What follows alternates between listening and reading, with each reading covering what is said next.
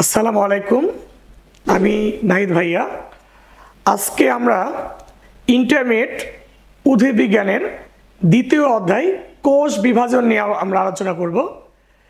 এই অধ্যায়ের আমরা যত বিষয়বস্তুগুলো আছে সেগুলো আমরা আস্তে আস্তে লেকচার বাই লেকচার আমরা তুলে ধরব।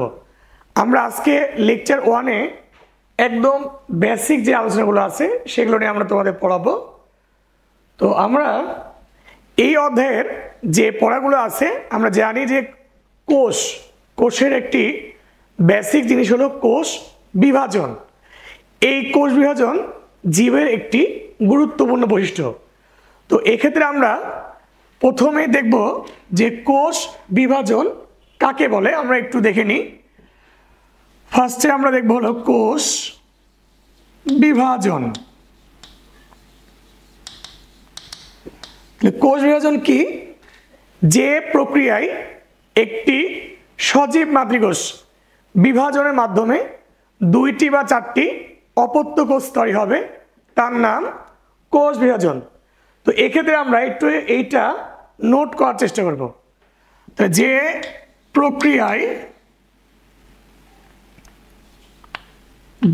প্রক্রিয়ায় একটি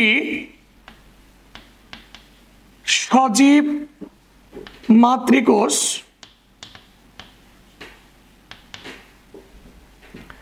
বিভাজনের মাধ্যমে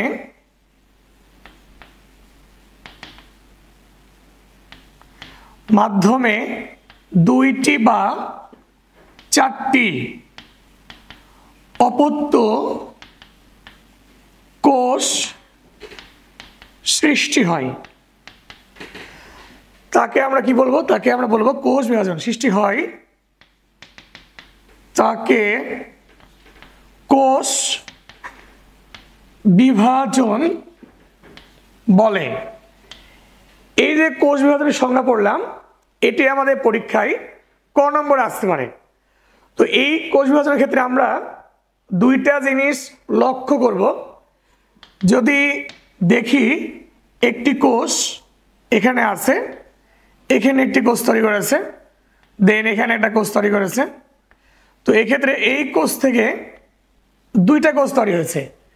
তাহলে আমরা একটি কোষ থেকে দেখব 2টা কোষ তৈরি হয়েছে। এক্ষেত্রে এই যে কোষটাতে নতুন কোষ তৈরি হবে সেই কোষটার নাম মাতৃকোষ। এটার নাম হলো মাতৃকোষ বা এটার নাম হলো মাদার সেল বলা হবে এটাকে। তো এই যে মাতৃকোষ কাকে বলে এটা আমাদের বুঝতে হবে। যেই কোষ থেকে অপত্য কোষ তৈরি হবে তার নাম মাতৃকোষ। তাহলে আমরা এটার সংজ্ঞা যেটা আছে এটা শর্টকাটে বলতে পারি, যেই কোষ থেকে অপত্য কোষ তৈরি হয়, যে কোষ থেকে কি হবে? অপত্য কোষ তৈরি হবে। অপত্য কোষ তৈরি হয়। তাহলে যেই কোষ থেকে অপত্য কোষ তৈরি হবে তার নাম মাতৃকোষ। তারপরে আমাদের মনে রাখতে হবে যে এই যে 2টা কোষ তৈরি হলো নতুন কোষ, এর নাম অপত্য কোষ। কি কোষ? অপত্য কোষ। এই অপত্য কোষকে আমরা, নতুন কোষকে আমরা শুধুমাত্র ডটার সেল বলতে পারি। এটিকে সন সেল বলা যায় না। যেমন মা থেকে ছেলে হতে পারে, মেয়ে হতে পারে, কিন্তু এখান থেকে শুধুমাত্র আমাদের দিতে হবে ডটার সেল আমরা দিব। এখন অনেকেই প্রশ্ন করতে পারে যে আমরা এটিকে কেন ডটার সেল বলবো? আমরা ডটার সেল কেন বলবো? কারণ দেখো, এই যে কোষ, এই কোষটা আবার কোষ তৈরি করবে, ঠিক আছে? আবার এই কোষটা আবার কোষ তৈরি করতে পারে। তার মানে এই কোষগুলো যদি নতুন কোষ তৈরি করে তাহলে এই কোষটা আবার মাদার সেল হবে। আর এই মা হওয়ার ক্ষমতা কাদের আছে? ডটারদের আছে। এই জন্য এই কোষটাকে আমরা বলবো সবসময় ডটার সেল বা অপত্য কোষ, ঠিক আছে? তাহলে আমরা বলবো যে মাতৃকোষ থেকে যে কোষ তৈরি হয় তার নাম অপত্য কোষ। মাতৃকোষ থেকে যে কোষ তৈরি হয়, যে কোষ তৈরি হয় তাহলে আমরা মনে রাখবো হলো মাতৃকোষ থেকে, এক কথায় মাতৃকোষ থেকে যে কোষ তৈরি হয় তার নাম অপত্য কোষ। তাহলে আমাদের বেসিক দেখলাম তিনটা সংজ্ঞা, একটি কোষ বিভাজন কাকে বলে, তারপর আমরা দেখলাম মাতৃকোষ কি, অপত্য কোষ কি। তো এখানে আমাদের আজকে যেহেতু ক্লাসটা একদম বেসিক, অতএব আমরা দেখব যে একটি জীব কোষের উপর ভিত্তি করে কয় ধরনের হয়। তাহলে আমাদের দেখতে হবে কোষের সংখ্যার উপর ভিত্তি করে একটি জীব আছে দুই ধরনের। তাহলে আমরা একটু মনে রাখি যে জীব, এখানে আমরা জীব দিব, এই জীবটা কিসের উপর ভিত্তি করে, কোষের উপর ভিত্তি করে, কোষ। তাহলে কোষের উপর ভিত্তি করে একটি জীবকে আমরা দুইটা ভাগে ভাগ করতে পারি, ঠিক আছে। কি কি আছে আমরা যদি বলি, একটি হলো এক কোষী জীব, এক কোষী জীব, এবং আরেকটা রয়েছে হলো বহু কোষী জীব, বহু কোষী জীব। তাহলে কোষের উপর ভিত্তি করে জীব আছে দুই ধরনের, একটি হলো এককোষী জীব, অপরটি হলো বহুকোষী। তো এখানে আমরা এককোষী জীব মানে কি, একটি মাত্র কোষ দ্বারা গঠিত হয়, একটি মাত্র কোষ দ্বারা গঠিত, একটি মাত্র কোষ দ্বারা কি হবে, একটি মাত্র কোষ দ্বারা গঠিত হবে, ঠিক আছে। তাহলে একটি মাত্র কোষ দ্বারা গঠিত হলে তার নাম এককোষী। তাহলে এককোষী জীবগুলো কি কি আছে আমরা দেখে নিই। আছে হলো মনেরা রাজ্য, মনেরা রাজ্য, ঠিক আছে। এই যে মনের রাজ্যে যে জীবগুলো আছে সেটা এককোষী হবে। তারপর আছে হলো অ্যামিবা আছে। তারপরে আমরা দিতে পারি ইস্ট আছে, অ্যামিবা ও ইস্ট। এখন দেখো অ্যামিবা ও ইস্ট, এই যে মনের রাজ্য আছে, তারপর আছে ব্যাকটেরিয়া মানে অ্যামিবা আছে, তারপর কি আছে ইস্ট ইত্যাদি, আমরা এই কথাগুলো বলবো এককোষী। এগুলো বাদে যতগুলো আমাদের নাম মনে থাকবে সবগুলো কি হয় বলতো, বহুকোষী। তাহলে আমরা বহুকোষী মানে প্রথমে আমরা বহুকোষী সংজ্ঞা দিব, একাধিক কোষ দ্বারা গঠিত,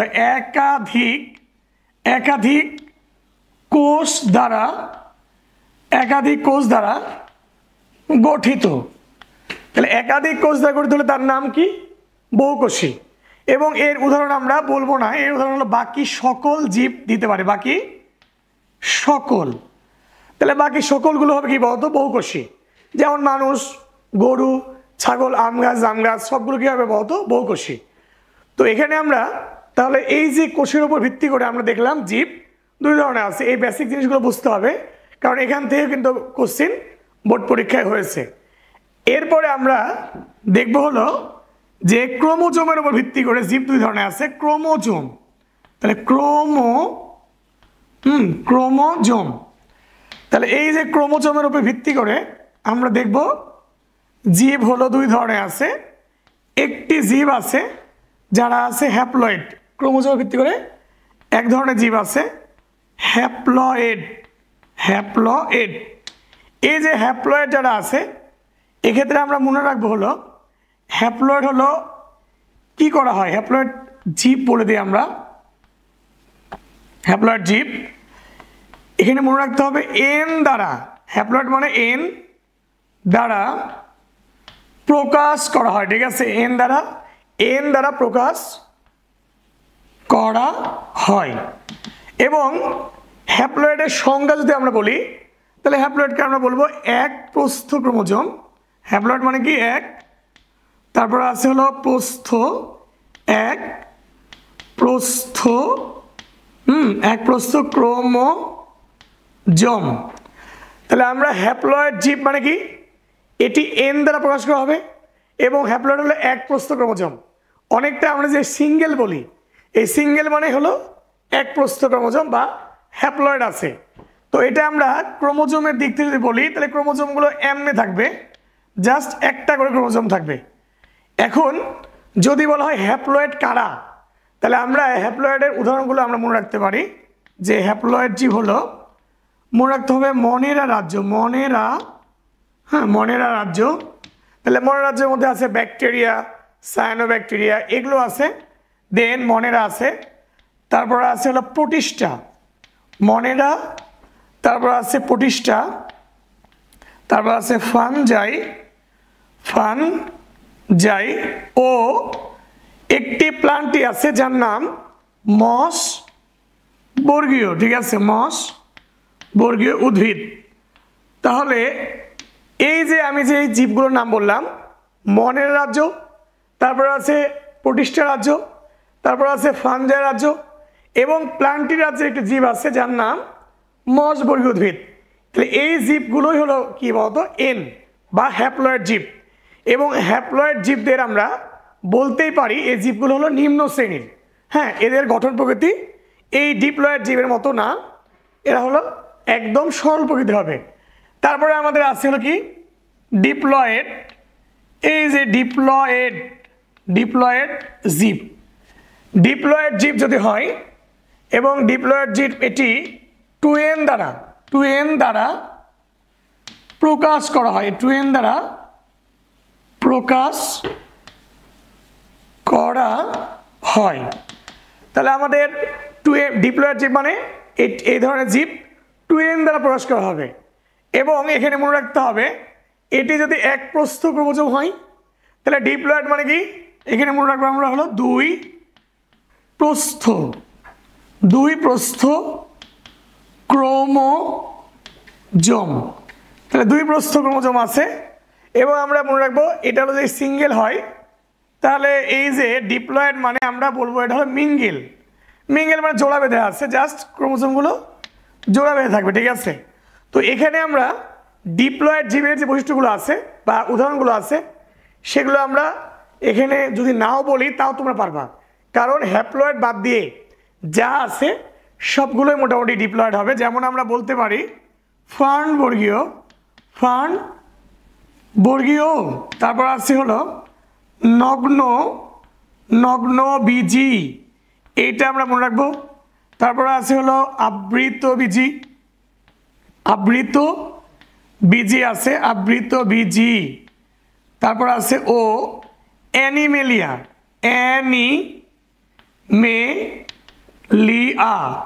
তো এক্ষেত্রে আমাদের মনে রাখতে হবে যে প্রাণী যেমনই হোক, প্রাণী অলওয়েজ কি হবে, ডিপ্লয়েড হবে।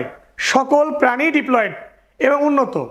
তো এখন অনেকেই হ্যাপ্লয়েড ডিপ্লয়েড মানে অনেকটা ক্লিয়ার হয় না। তো আমি বলি যেই জীবগুলোর জীবনের অধিকাংশ সময় টুয়েন দশা থাকবে, মানে লাইফে যদি কথা তার জীবন যে সার্কেল আছে তার 90% সময়কালটাই ডিপ্লয়েড অবস্থায় আছে, মানে টুয়েন দশা দেখা যাচ্ছে এবং এন দশা খুবই কম, তখন সেই জীবকে আমি বলবো হলো ডিপ্লয়েড জীব।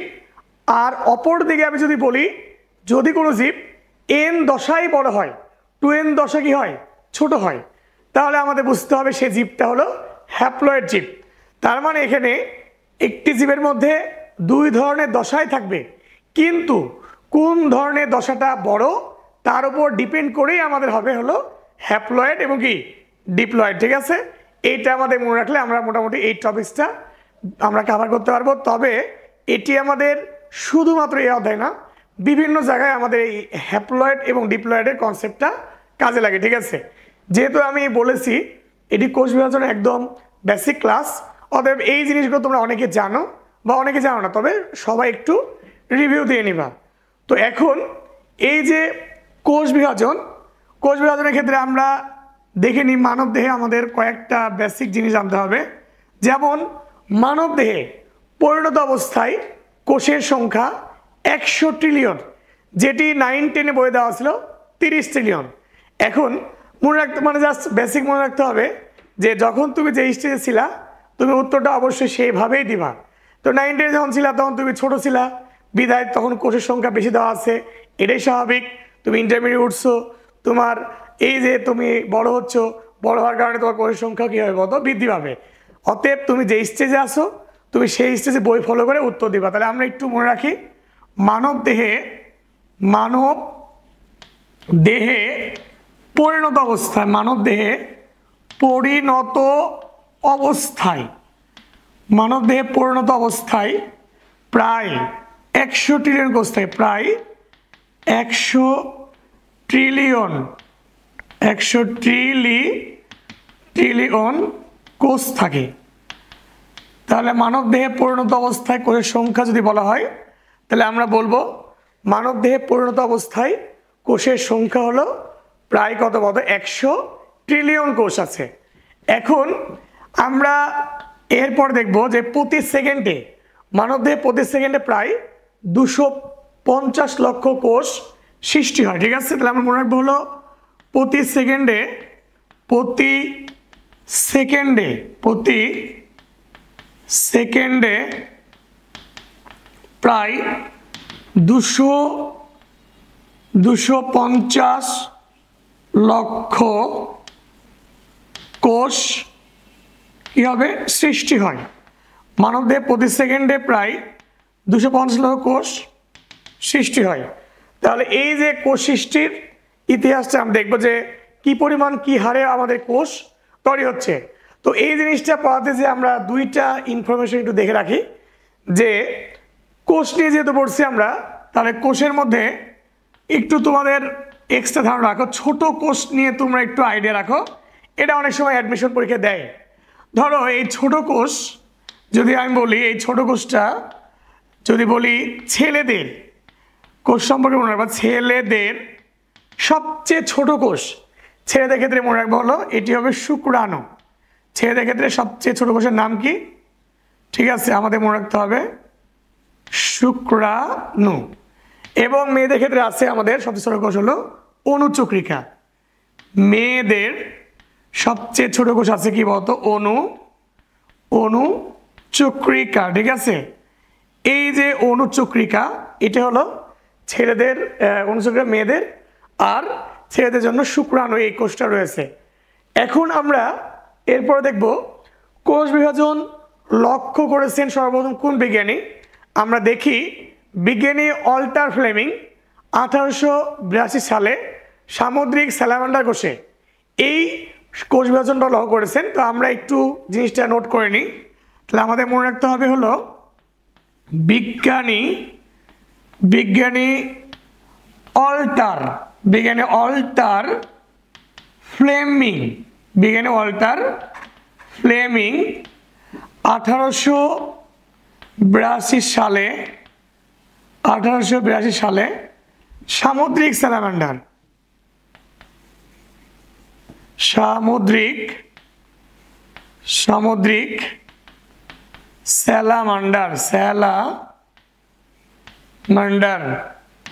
যার বৈজ্ঞানিক নাম হবে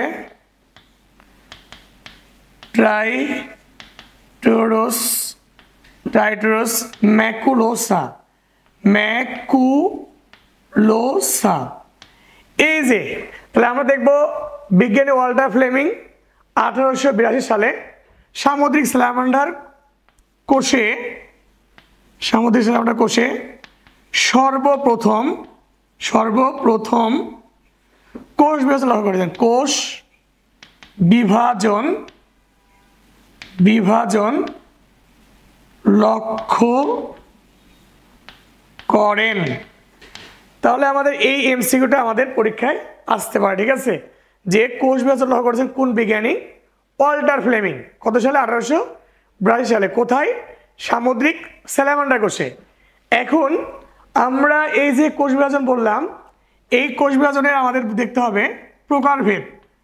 প্রকারভেদ দেখতে হলে প্রথমে আমরা দেখব কোষ বিভাজন। ঠিক আছে, প্রথমে আমরা দেখব কি বলতো? কোষ বিভাজন। ঠিক আছে, এই কোষ বিভাজনের মধ্যে আমাদের দুইটা বিষয়বস্তু আছে। একটি কোষ বিভাজনের মধ্যে মনে রাখতে হবে, একটি হলো প্রত্যক্ষ। তাহলে কোষ বিভাজন কয় ধরনের আছে? একটি হলো প্রত্যক্ষ কোষ বিভাজন, আর আরেকটি রয়েছে হলো পরোক্ষ কোষ বিভাজন। ঠিক আছে, এই যে প্রত্যক্ষ যে কোষ বিভাজনটা আছে, এই প্রত্যক্ষ কোষ বিভাজনকে আমরা বলি অ্যামাইটোসিস। তাহলে প্রত্যক্ষ কোষ বিভাজনকে আমরা বলছি অ্যামাইটোসিস যার আরেকটি নাম দেওয়া হয়েছে দ্বিবিভাজন, ঠিক আছে, অ্যামাইটোসিস বা দ্বিবিভাজন। তারপরে আমাদের আরেকটা আরও এই যে পরোক্ষ কোষ বিভাজন, এটিকে আমরা দুইটা ভাগে ভাগ করতে পারি। একটি হলো মাইটোসিস, একটি হলো মাইটোসিস। তাহলে আমাদের এই যে পরোক্ষ কোষ বিভাজন তাকে আমরা দুটা ভাগ করছি। মাইটোসিস, যার আরেকটা নাম হলো সমীকরণিক বিভাজন, ঠিক আছে, এটা মনে রাখবা। তারপরে আছে হলো মিওসিস বা এখানে রয়েছে মিওসিসকে বলতো হ্রাসমূলক বিভাজন। তাহলে আমরা এই যে দেখলাম যে কোষ বিভাজন পরোক্ষ যেটা আছে এটি দুই ধরনের, একটি হলো মাইটোসিস, অপরটি হলো মিওসিস। তো আমাদের এই মিওসিসটা আমাদের পরীক্ষায় 9-10 যারা পড়েছে তাদের এখানে খুবই কম ছিল, যেহেতু ইন্টারমিডিয়েট ক্লাস, তার মানে এই জিনিসটা ফার্স্ট ইয়ারের জন্য একটু নতুন মনে হবে এবং এটা একটু 9-10 বিস্তারিত পড়তে হবে। তবে এই পড়াটা অনেকটাই তুমি ছোট থাকতে পড়েছো, ঠিক আছে। এখন আমরা পরবর্তী ক্লাসে আমরা দেখব যে মাইটোসিস, মিওসিস এবং অ্যামাইটোসিস সম্পর্কে, ঠিক আছে। ওকে, আল্লাহ হাফেজ, সবাই সুস্থ থাকো, ভালো থাকো।